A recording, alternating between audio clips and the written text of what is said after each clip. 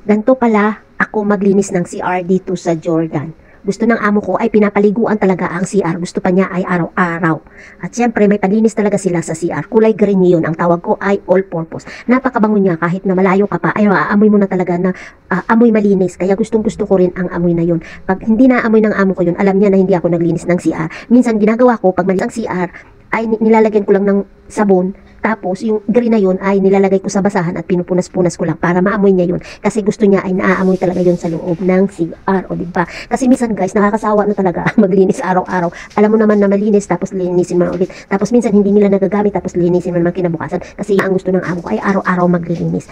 Siyempre tayo nakakapagod, lalo na pag marami tayong ginagawa, tapos marami pa tayong iniisip, tapos nabibisit tayo, siyempre hindi natin maiwasan ang mabisit minsan sa trabaho natin. Hindi pala lahat ay pare-pares tayo ng way ng paglilinis. Yung iba kasi, punas-punas lang at ayaw nila na pinapaliguan nila yung CR. Depende na lang sa amo kung anong way ang gustong ipalinis sa'yo. Pero dito sa akin ay ganyan talaga maglinis ang amo ko. Pero karamihan naman sa OFW dito sa Middle East ay ganyan ang paglilinis ng CR. Tapos kailangan patuyuin talaga at ayaw niya nang may nakikitang basa sa loob ng CR. Ganyan lang minsan ang amo ko. Pag may sumpong yan, talagang pinapalinis niya pag kahit na alam niyang malinis, pinapalinis niya. Ganyan lang siya. Pag may sumpong, wala lang. Trip niya lang. Kaya ako din may daltik.